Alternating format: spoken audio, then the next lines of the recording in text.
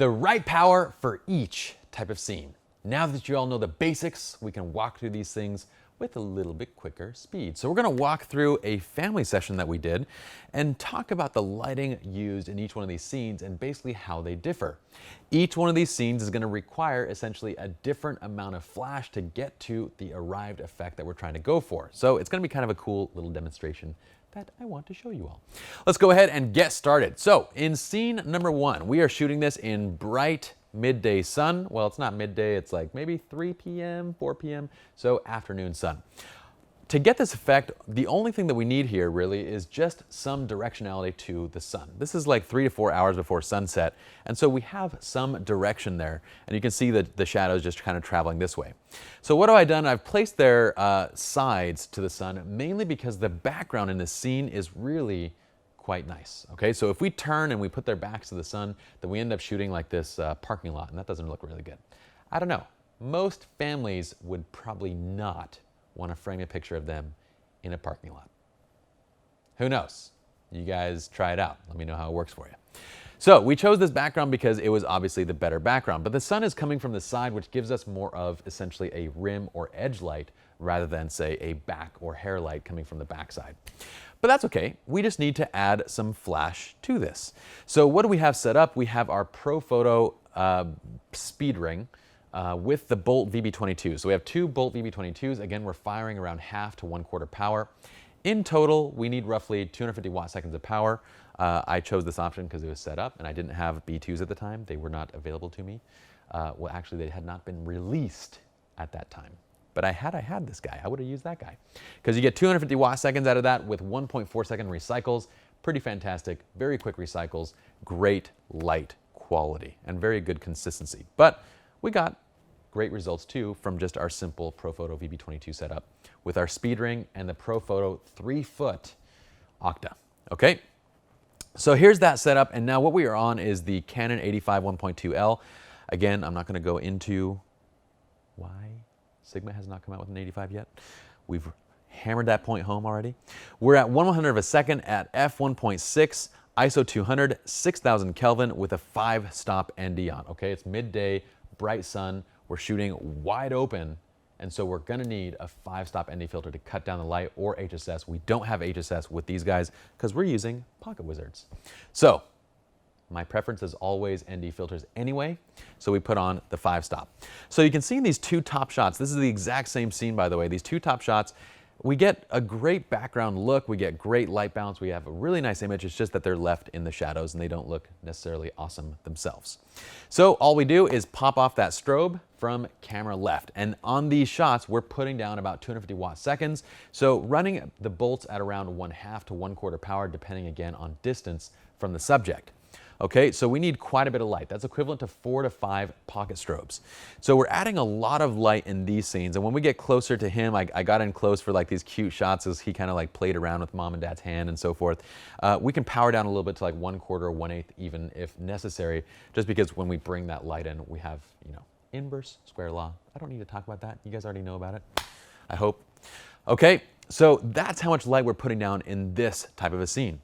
Now, in this scene, obviously we're trying to kind of match the brightness of the sun, right? At least the rim light that's on their faces, and that's why we need 250 watt-seconds of power. We're also, in terms of the light direction, I'm lighting from the left side because I do notice that there's a little bit of ambient light coming from the left side, and I want to leave the right side just available for that rim and kind of have a nice shadow. But we're not going with a very dramatic light. Notice that. We're not going really far to the left side. It's a very subtle light. We're going for loop lighting. Even on mom's face is loop lighting. And the reason is because I don't want necessarily a flat light that's going to just light them directly in the face, but I do want a little bit of direction, but not so much that it looks dramatic. I want that natural look, and going Rembrandt on a shot like this is going to be too dramatic. So I want just a little bit of direction. Loop is the right light pattern for me for the kind of look that we're going for here. Okay, and I love this shot with him kind of looking towards the light source. It just lit up his face and it looked gorgeous. Such a cute little shot. This is Jordan. Jordan's so good looking. Okay, so now we get to this next scene. Now this next scene, I have them pose underneath this beautiful tree. I'm using the tree for our background. We're on the Sigma 35 Art now. We're shooting a little bit wider because we have a beautiful backdrop overall. We take our first shot, 1/200 of a second at f1.4, ISO 100 at 7,000 degrees Kelvin. This shot is just dim enough. So this is much, much later in the shoot, and the sun is actually set behind the mountains. The sun hasn't set, so the sky is still very bright, but it's set at least behind the mountains, and so we don't have to deal with like direct light. So at 1/20 of a second and f1.4, we actually get that kind of nice, bright and airy lifestyle look where our background is still nice and bright, and we still have all of our shadow detail, but our subjects are just a little bit too dim, right? So for this scene, we lit from the right side, even though mom is placed, on the right. So we're actually going to leave a little bit of mom's face in the shadow. Normally the rule is to light into the girl's face, right? So for this shot though, when I was looking at the shot, we have a strong highlight along the right side of both their cheeks. And the main light in the scene is kind of coming more strongly from right to left. Even though they look very flat, it felt like basically that I had a brighter right side of the face than left side of the face. And I wanted to even out that highlight basically on the cheek. We can even that out by essentially reducing the contrast, and we reduce the contrast by lighting into that side. So we're going to light into that side, and what you end up seeing here is that we reduce the contrast, which makes that edge or that rim light on the side of their face just more subtle overall. So that's why I went with that direction. But notice that I'm not going very directional, okay? Dad, who's the furthest from the flash, is still lit via loop lighting. Mom, whose cheek is turned into this side, so away from the light, is still pretty close to loop lighting, maybe a little bit Rembrandt, but not a lot of shadow on their faces at all. So I'm being careful that even though we're lighting into the guy's side of the face, I'm not wanting to leave the girl, I'm not wanting to leave our female subject in too much shadow. But you can see how it does a really nice job of basically just kind of softening that hard highlight, that if we lit from the other side, the shadow transition would be on the right side of the face, and then you would see a very stark contrast between the shadow. It'd be basically lit, deep shadow, and then you'd see that rim light on the right, and so it'd be very bright and very noticeable. So that's kind of the direction or the reason for the direction of this shot.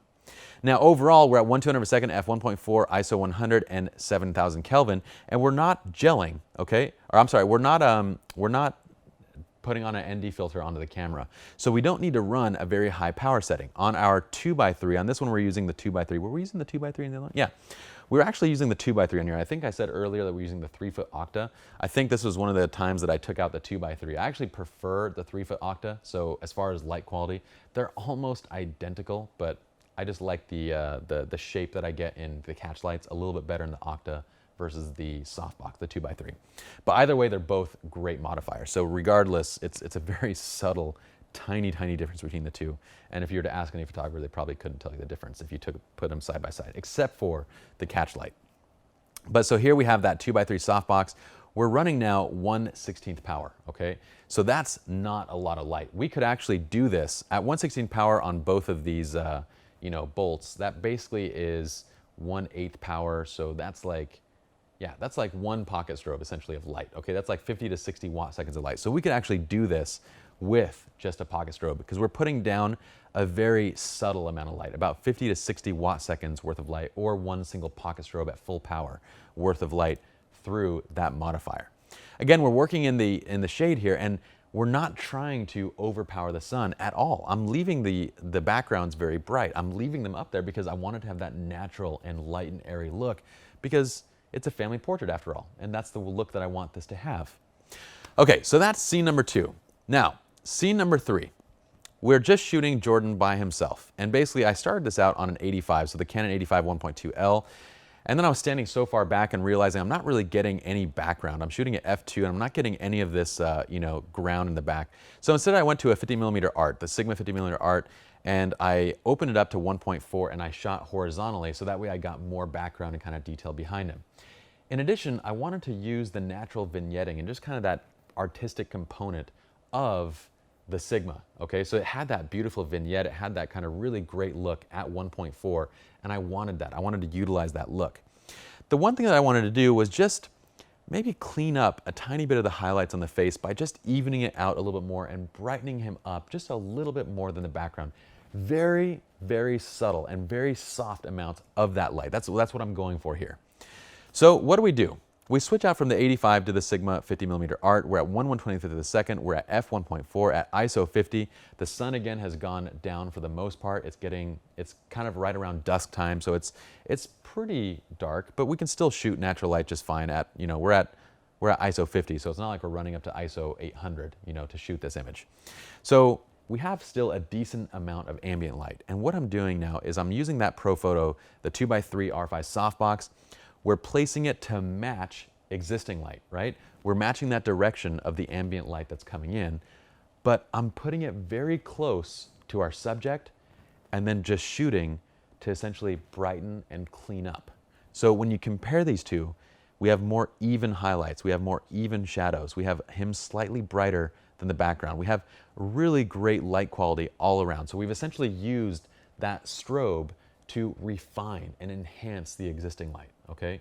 So we're adding to existing light, but we're doing it with such a small amount, yet it makes a decent amount of difference in the final shot. So let's talk backwards and see how much power we're actually using in each of these scenes, so we kind of know roughly the pocket strobe equivalents. So in this guy, we have two Bolt VB22s at 1/64th power. So let's see, 1/1, 1/2, 1/4, 1/8, 1/16. That's 5 stops already. 1/32, and then 1/64th. So we're using 1/7 of the total power of this guy. So that's maybe 30 watt seconds, and we have 2 of them. So that's maybe 50 to 60 watt seconds. So basically that's 1 pocket strobe worth of power at full power running through a modifier for this amount of light that we're adding over here. Over here, let's see here. We have the Bolt VB22s at 1/16th power each, right? So 1/1, and we go to 1/2, 1/4, 1/8, 1/16th. So we are 4 stops down in the total amount of light that this can put out. So if it puts out, let's say, I don't know, 250 to 300 watt seconds, what does that give us? Roughly 60 to 70 watt seconds of power per. So we're running 2 of them, which is about 100, maybe 130 to 150 watt seconds of total power are being used here. What is that equivalent to? Roughly 3 pocket strobes, right? Over on this side, we're running 2 of these guys at around, let's say we're running them at 1/2 power. Okay, so 1/2 power means that we're running basically half the power on 2 units. So if both units, well, if each unit is basically, we'll say maximum 300 watt seconds, that's 150 per. So we're anywhere between, 250 up to 300 watt seconds worth of power here, which would be 5 to 6 pocket strobes worth of light. So at this point, right here, using pocket strobes is cumbersome, it's expensive. You need about 5 to 6 of them to get this amount of light, running them through this type of modifier. Although you could do bare bulb, but again, it's gonna modify the quality of light in a way that probably isn't good for, well, it's not really the kind of light that I would want for a family photo session. But on this side, with 3 pocket strobes, we can easily put that onto one of our Westcott triple threat or onto the Cheetah 3 speed bracket, and we would have enough light for this scene. We'd also have enough light for this scene just with a simple Westcott rapid box with 1 single strobe. Okay, so I want you to take away from this video just how much power we're using to get to the final results. And again, those results are lifestyle results. On this side in midday sun, we need around 300 watt seconds of power. Here we need around 150, here we need around 50. But that's for a lifestyle look. That's where we're leaving ambient bright and we're adding flash just to balance and create a nice natural look to the image. But if we want a dramatic look, we need to pump flash up even higher. We need to pull ambient down even lower. And so in those kind of cases, you're gonna need that much more power. You might need 500 to 1,000 watt seconds of power outdoors in midday sun if you really wanna just crush the background ambience down further. But we'll get to those later on in Lighting 301 and 401. This is just to give you an idea of the right power for each kind of scene, the modifiers that are used, and so forth. So let's head on to the next video now.